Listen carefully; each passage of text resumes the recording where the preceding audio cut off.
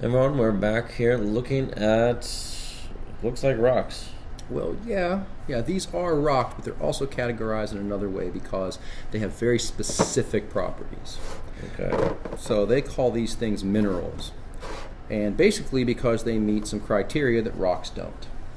All right, so let's talk about some of those criteria. I mean, the first thing that I would see is something they all have in common. They're all solid.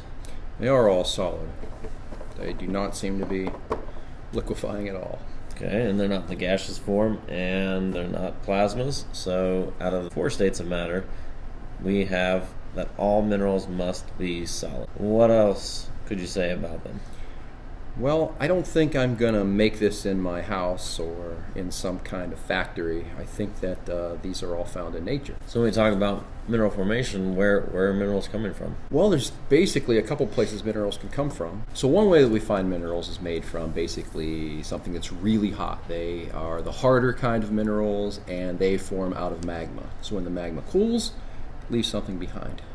Okay, so there's chemicals that are in the magma, and as they cool and crystallize, they form these solid structures. Yes, they do. And one other note is that the rate at which they cool determines kind of the size that you're getting.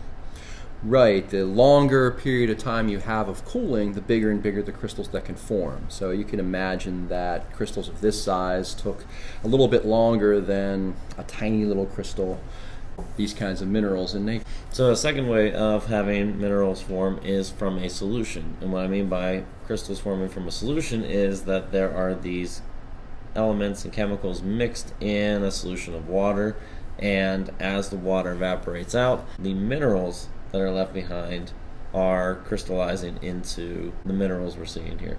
Right. Basically, these are softer minerals. So guys like this fella here, which is a little softer, and this guy here, they are softer minerals, and they tend to form in solution, as well as this. So just like when you have a solution of water and salt, and the water evaporates away, the crystals that are left behind, the salt crystals, are those minerals formed out of solution. Out of the 5 different ways we can define what a mineral is, first thing he said was that it had to be solid, and the second thing was that it had to basically come from a natural process.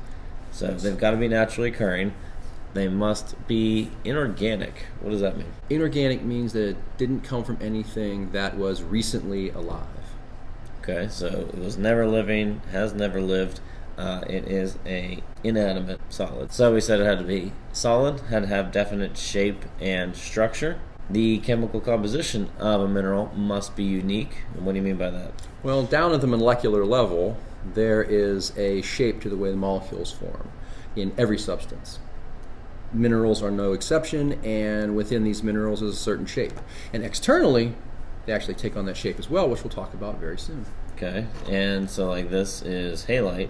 Halite is basically salt, so the chemicals that make this up would be sodium and chloride. That's right.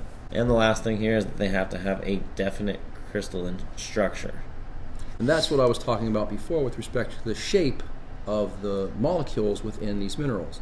You can see that this has a very, very definite shape to it.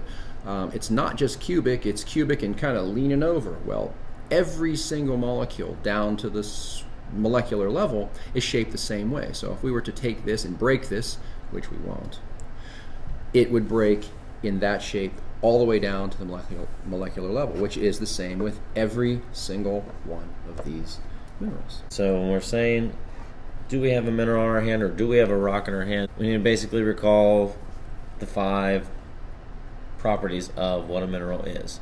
The mineral must first be naturally occurring. It must be an inorganic solid with a specific chemical composition and definite crystalline structure. So there are over 3,000 minerals. We're going to try to identify some of those at another point in another video. And now that we know what a mineral is, the next thing we have to do is test that, and that's what we'll do next time.